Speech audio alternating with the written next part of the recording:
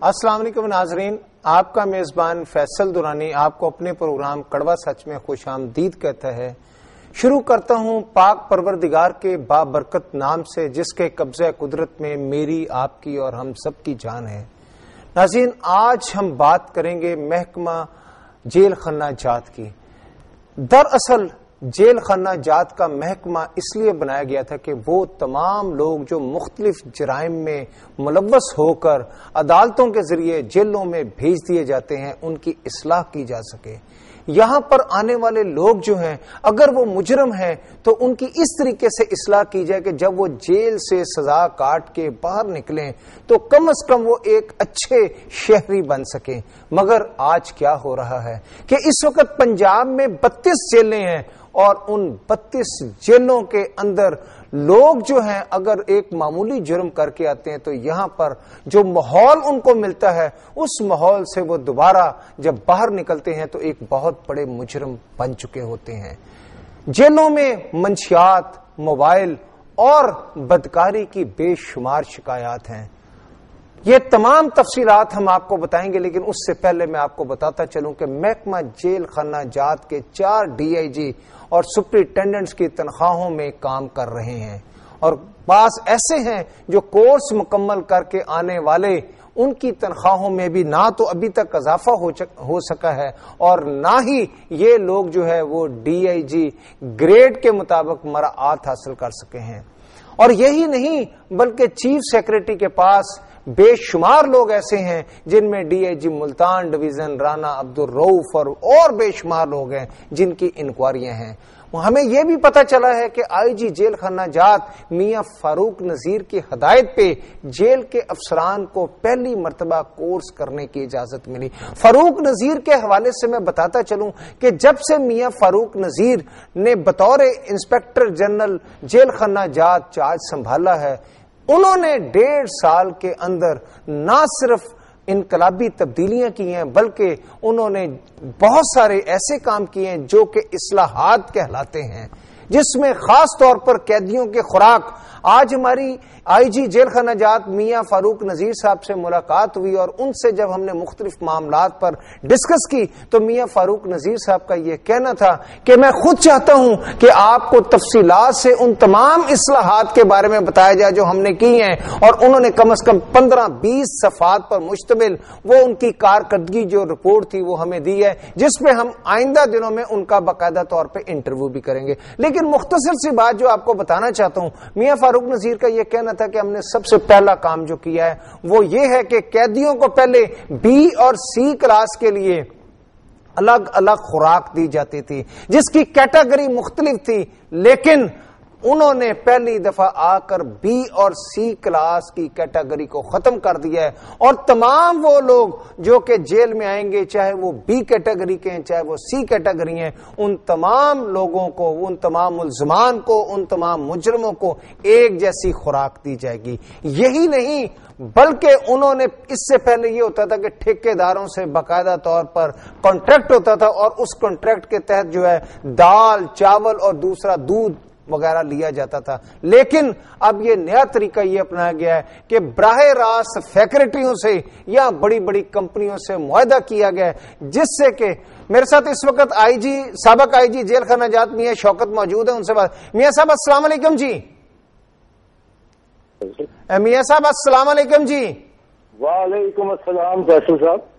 मियां साहब, मैं आपका बहुत शुक्रगुजार हूं कि आपने हमें टाइम दिया। तो मैं आपसे सबसे पहले ये पूछना चाहता हूं कि महकमा जेल खाना जात में बहुत सारे अफसरान और एहलकारान, इनके खिलाफ मुख्तलिफ इंक्वायरियां होती हैं, बेकायदगियों की भी, बदउनवानियों की भी।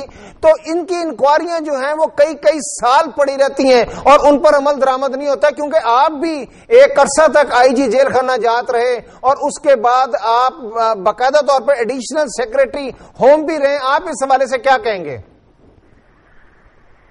देखें, ये जो है सिविल सर्वेंट एक्ट 1973 और उसके बाद END रूल्स हैं, एफिशिएंसी और डिसिप्लिनरी रूल्स, जिसमें ये बताया गया है कि इंक्वायरियां मेजर होंगी, माइनर होंगी, उनके लिए टाइम फ्रेम भी मुकर्रर कर दिए गए।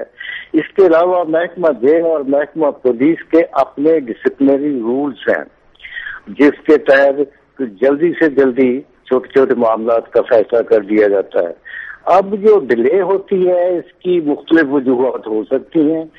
یہ بھی ہو سکتا ہے کہ انکوائری کرنے والے جو افسران ہیں وہ ان کی اور مصروفیات ہوں, اور یہ بھی ہو سکتا ہے کہ کسی وقت ریکارڈ اویلیبل نہیں ہوتا.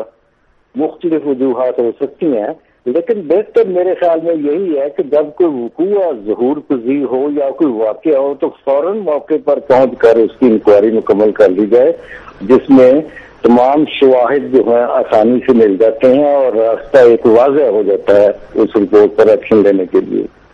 اچھا میاں صاحب, جب آپ ایڈیشنل سیکریٹری ہوم تھے اس وقت تو آپ نے, میں اچھی طرح جانتا ہوں کہ آپ نے وہ تمام انکوائریاں جو تھی ان کو ریپڈ طریقے سے کروایا تھا, اور وہ لوگ جو تھے جن کے خلاف الزامات تھے ان کو فٹافٹ نپٹا دیا جاتا تھا. لیکن آج یہ 8 سال سے 10 سال سے التوا میں پڑی ہوئی ہیں.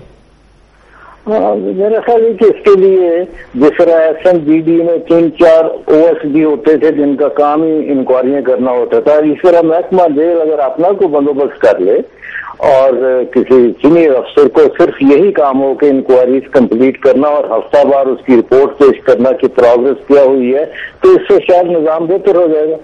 اور یہ کوئی اتنا مشکل بھی نہیں. اور محکمہ جیل کی لیڈرشپ آج کل نوجوان ہاتھوں میں ہیں, کمپیٹنٹ لوگ ہیں, وہ ایسے میئرز لے سکتے ہیں جس سے انکوائریوں کی یہ پینڈنگ انکوائریاں ختم ہو جائیں, جلدی ہو جائے, کیونکہ delayed justice is no justice, یہ تو ظاہر بات ہے. اچھا میاں صاحب, اس میں یہ بھی بعض دفعہ الزامات لگائے جاتے ہیں کہ کچھ افسران جن کے خلاف بے قاعدگیوں کی انکوائریاں ہوتی ہیں وہ جان بوجھ کے اپنی انکوائریوں کو التوا میں ڈلوا دیتے ہیں.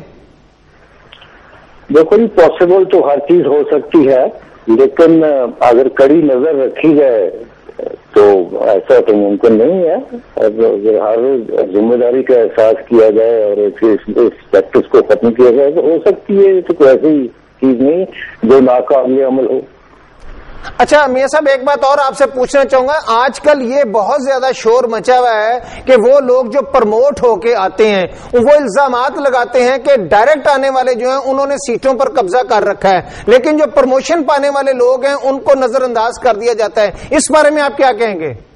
دیکھیے, اس کے ضلع میں رولز واضح ہیں, ان کا کوٹا مقرر ہے پروموشن والوں کا اور ڈائریکٹ آنے والوں کا, اور اس سلسلے میں میرا خیال ہے کوئی نہیں ہونا چاہیے. میں یہ تو جو اس کوٹا پورا کرنے کے لیے جو پروموشن ہوتی ہیں وہ تو جب تک رولز ہیں ان کی ہونی چاہیے, اور جو ڈائریکٹ آنے والے لوگوں کا کوٹا ہے سروسز کمیشن کے تھرو یا ڈپارٹمنٹل سلیکشن میں, تو ان کا اپنا کوٹا ہے, تو ایک دوسرے کے خلاف اس میں تو کچھ نہیں, اعتراض کی کوئی گنجائش تو نظر نہیں آتی. میاں صاحب, آج کل یہی کنفرنٹریشن چل رہی ہے کہ وہ تمام لوگ جو پرموٹ ہو کر ڈی آئی جی کے عہدے پر جانا چاہتے ہیں ان کو ڈی آئی جی کا عہدہ نہیں دیا جا رہا, بلکہ ان کی جگہ وہ لوگ ڈی آئی جی تعینات ہیں جو ڈائریکٹ آئے ہیں. دیکھیں, یہ جب ایک آدمی سروس میں داخل ہوتا ہے تو اس کی سینیئرٹی اس کے ساتھ ہی متعین ہو جاتی ہے. جی جی. اور باقی جو پروموشن ہوتی ہے تو وہ سینیئرٹی کے حساب سے ہوتی ہیں. اگر ڈائریکٹ آنے والا پہلے آ گیا ہے اور سینئر ہے تو اس کا حق بنتا ہے وہ ہوگا. اگر پروموٹڈ آدمی ہے تو اس کی کرنا تو وہ ہوگا. تو اس میں مجھے تو کوئی سمجھ نہیں آ رہی کہ کیا اس میں ہو سکتا ہے. اچھا میاں صاحب, آخری بات آپ سے یہ پوچھنی ہے کہ یہ جو کورس کے حوالے سے بھی اس وقت بہت سارے جو افسران ہیں وہ کورس پہ کوئی جانا چاہتا ہے, کوئی نہیں جانا چاہتا, لیکن بعض افسران کو کورس پہ بھیج دیا جاتا ہے اور بعض افسران جو کورس کرنا چاہتے ہیں ان کو نہیں بھیجا جاتا. دیکھیں, یہ 2 قسم کے کورس ہوتے ہیں, اور ایک تو بیرون ملک ہوتے ہیں, ایک اندرون ملک کورس ہوتے ہیں. تو اس میں تو کسی کو ہچکچاہٹ نہیں ہونی چاہیے. اگر اس کی ترقی کو وابستہ کر دیا جائے کورسز کے ساتھ اور اس کی ایفیشنسی کو میئر کرنے کے لیے یہ بھی ایک پیمانہ رکھ دیا جائے کہ اس میں کتنے کورس کیے ہیں, تو لوگوں کو شوق پیدا ہوا.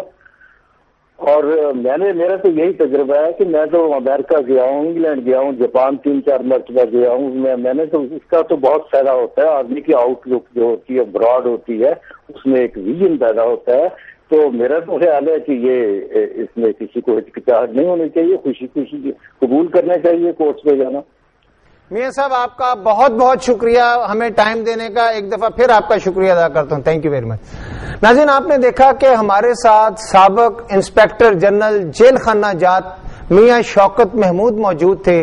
میاں صاحب ایک عرصہ تک انسپیکٹر جنرل یعنی کہ آئی جی جیل خانہ جات تعینات رہے. اس کے بعد یہی نہیں بلکہ ان کی جب دوبارہ مزید پروموشن ہوئی تو ان کو سول سیکریٹریٹ میں ایڈیشنل سیکریٹری لگا دیا گیا اور اس وقت جیل خانہ جات کا تمام جو کام ہوتا ہے وہ سیٹ اپ گریڈ کر دی گئی ہے اور ایڈیشنل سیکریٹری جیل خانہ جات ہی جیل کے تمام معاملات کو دیکھتے ہیں اور آئی جی جیل خانہ جات, ڈی آئی جی جیل خانہ جات اور سپرنٹینڈنٹ حضرات تمام کے تمام جو ہے وہ ایڈیشنل سیکریٹری جیل خانہ جات کے ماتحت ہوتے ہیں.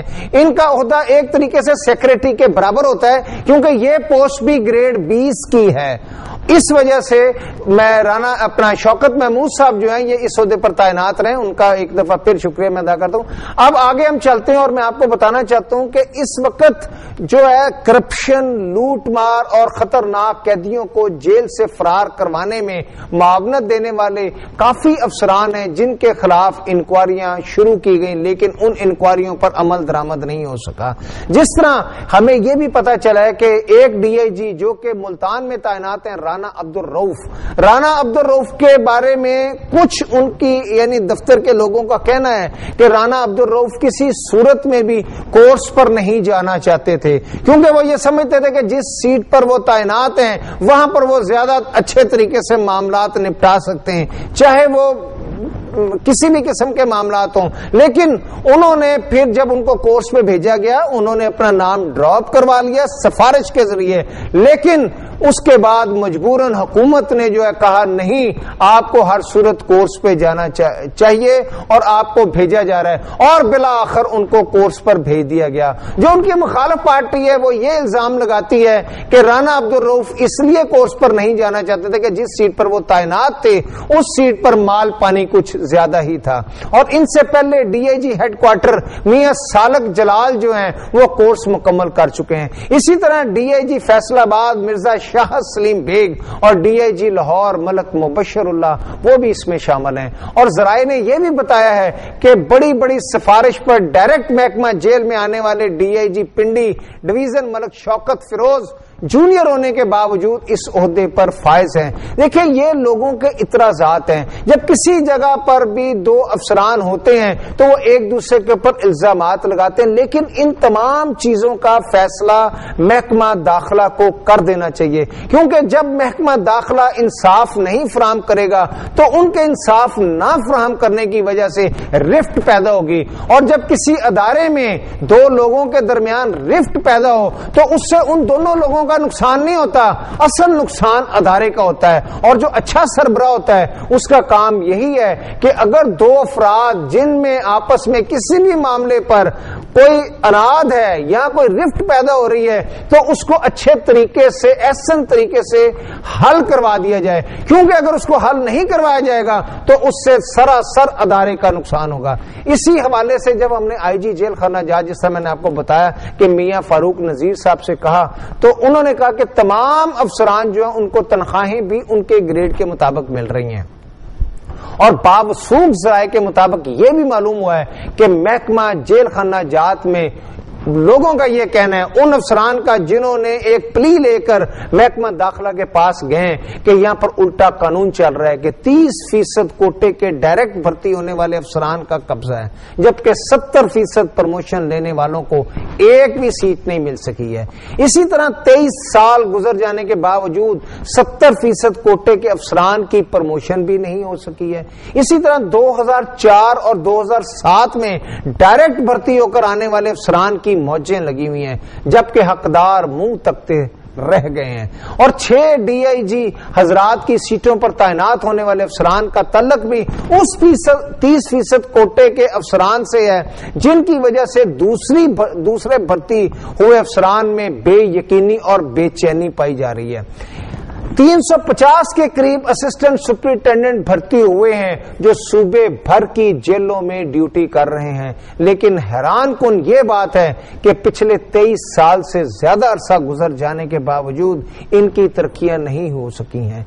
इनकी तरक्कियां क्यों नहीं हो सकी, इसके लिए जवाबदेह महकमा दाखिला है। लेकिन महकमा दाखिला को यह भी सोचना चाहिए कि कोई भी महकमा हो कि अगर कोई शख्स मेहनत करता है और कोई शख्स अदारे के लिए काम करता है और उसको जब प्रॉपर उसका रिवार्ड नहीं मिलता तो वो बददिल हो जाता है, और जब बददिल हो जाता है तो फिर वो कभी भी अदारे की बेहतरी के लिए काम नहीं कर सकता। नाज़रीन, यहां पर वक्त हुआ है एक छोटी सी ब्रेक का, और ब्रेक के बाद दोबारा वहीं से शुरू करेंगे जहां हमारा सिलसिला ये मुनक़ते होगा।